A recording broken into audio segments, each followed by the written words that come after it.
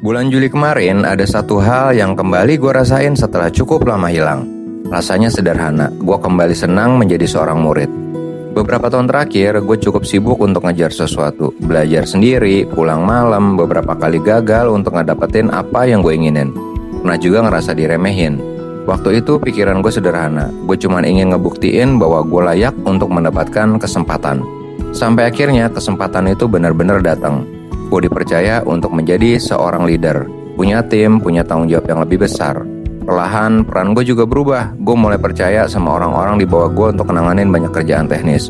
Gue pikir memang begitulah seharusnya seorang pemimpin bekerja.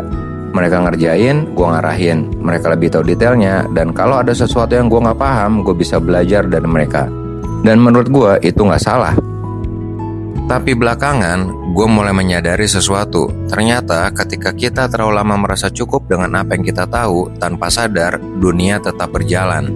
Orang lain terus belajar, cara bekerja berubah, teknologi berubah, bahkan masa yang kita hadapin juga berubah.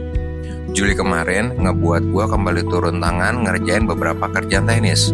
Awalnya karena keadaan, tapi lucunya, gue malah menikmatinya. Gue kembali duduk lama depan laptop, ngebaca, nganalisis, ngebuat catatan tangan, bahkan ngecoba sesuatu yang salah, gue benerin, lalu gue coba lagi. Dan ada perubahan kecil yang gue rasain. Dulu ketika ngedapetin kerjaan yang susah, muncul rasa khawatir. Bisa gak ya gue nyelesain ini? Sekarang justru beda. Menarik nih, gimana ya cara nyelesainnya?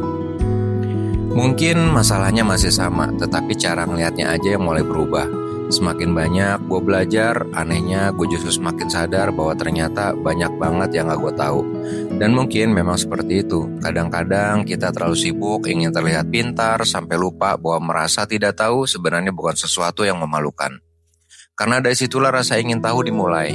Gue juga belajar bahwa guru gak selalu datang dari orang yang jabatannya lebih tinggi atau pendidikannya yang lebih hebat.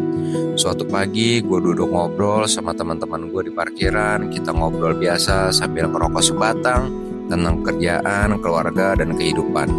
Di tengah obrolan itu, dia ngomong sesuatu yang sampai sekarang masih gue ingat. Buat kami orang yang susah ini, dilarang capek bro.